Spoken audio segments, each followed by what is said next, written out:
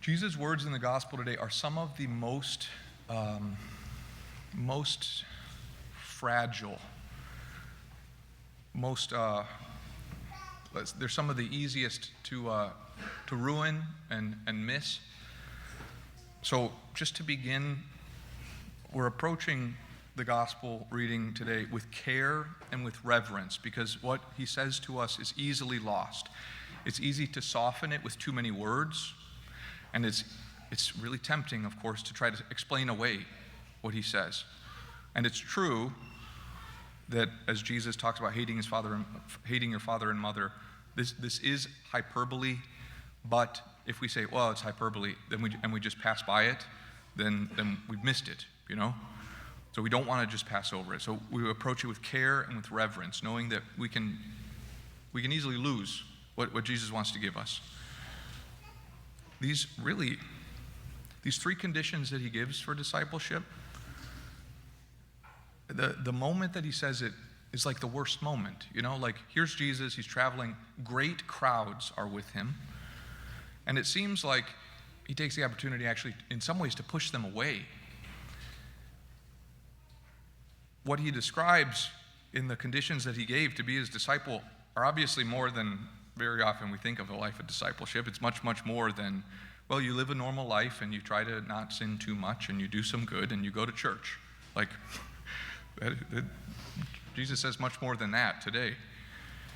It seems that it's specifically, what he says today is specifically for those who are comfortable being disciples, which is probably you and I. In some ways, it's the perfect timing, actually. It's like the worst timing and the perfect timing, because we celebrate the rite of entrance today. So for these men who have now become catechumens, this is like you know, when I realized this was the reading for this Sunday and this was what was going on, I was a little bit like whose idea was this, you know? But actually it helps us because Jesus doesn't say this like to those who can handle it, or like his most trusted disciples, or those who are on the fringe that are gonna fail anyway or something. Like he says it to the crowd, to everyone. And he tells us we have to count the cost actually before we embark. So you guys have begun this catechumenate, and now basically you'll have the next several months to face this, along with many other things, but to wrestle with this. On your first day as a catechumen, Jesus says, count the cost before you begin. Are you really, really sure about this?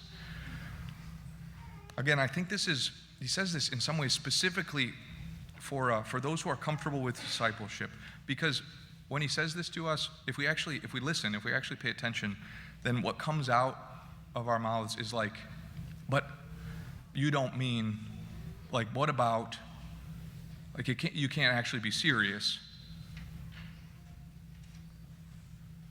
It makes me want to say to him, like, Jesus, I know what you're talking about is good, but the way that you describe it sounds not good.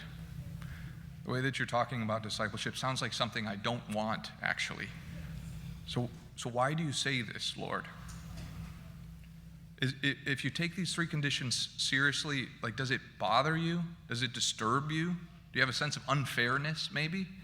Or even anger? If you do, then you're actually facing his words. Praying with this, even just this morning, the gospel today made me blush twice. First, with defensiveness. Like, but I've given this or suffered that or sacrificed.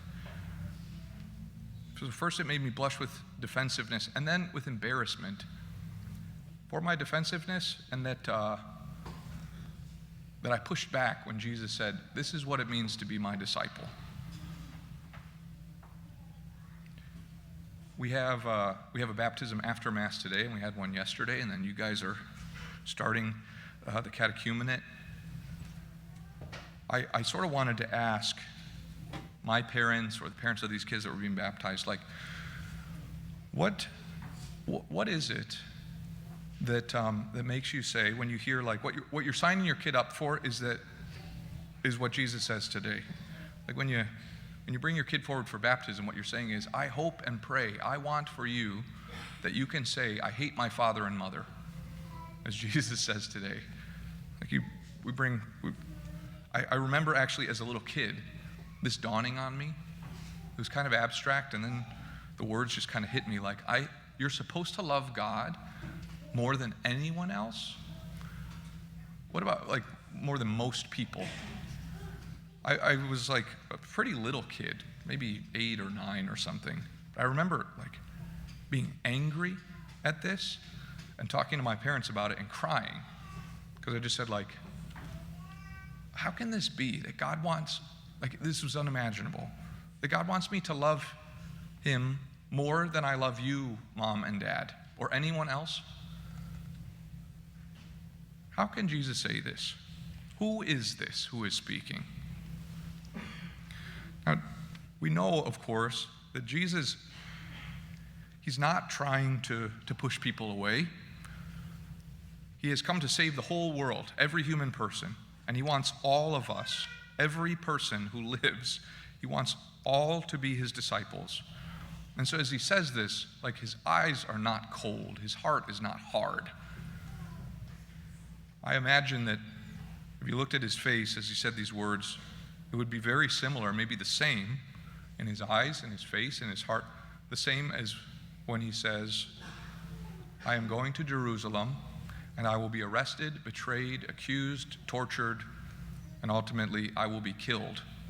I will be crucified. So normally this is the part of the homily then when whoever's preaching says, this is why this is all okay. But again, I think if I did that, we it would ruin what's actually in the gospel, because we don't want to pass it by. We don't want to like take the edge off what Jesus says. On the other hand, we don't have to panic. That's the wrong response also. But please don't settle for easy answers here. Allow the discomfort and the questions to remain and the wrestling that comes with it, because this is the word Jesus has for us today. If anyone comes to me without hating his father and mother, wife and children, brothers and sisters, and even his own life, he cannot be my disciple. Whoever does not carry his own cross and come after me cannot be my disciple. Any one of you who does not renounce all his possessions cannot be my disciple.